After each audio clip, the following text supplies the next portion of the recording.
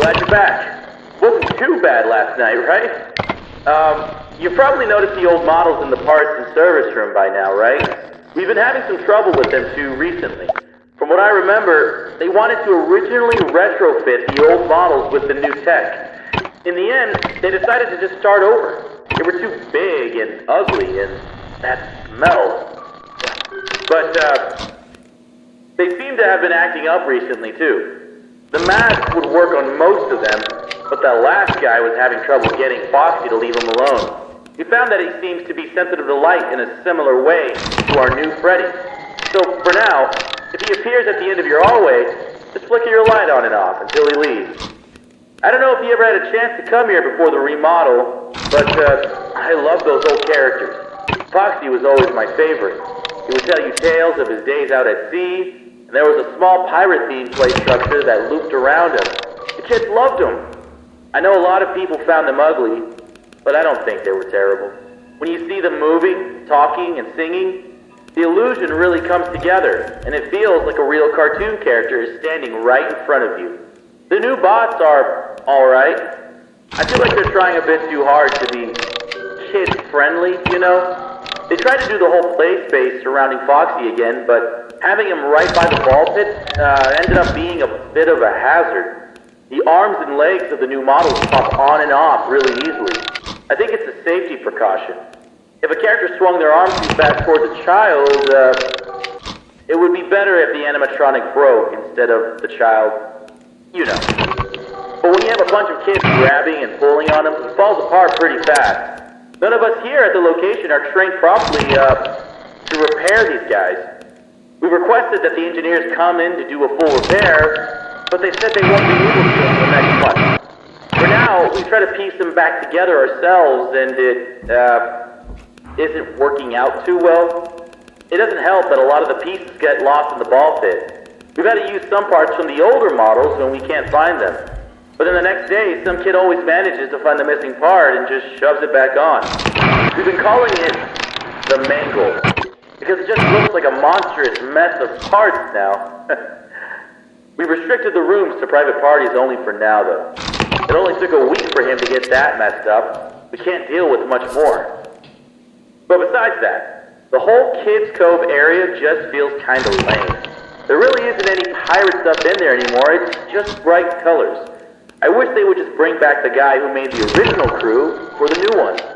Back when he was involved in running the place, I had a chance to talk with him a few times, and he always seemed really passionate about everything he did.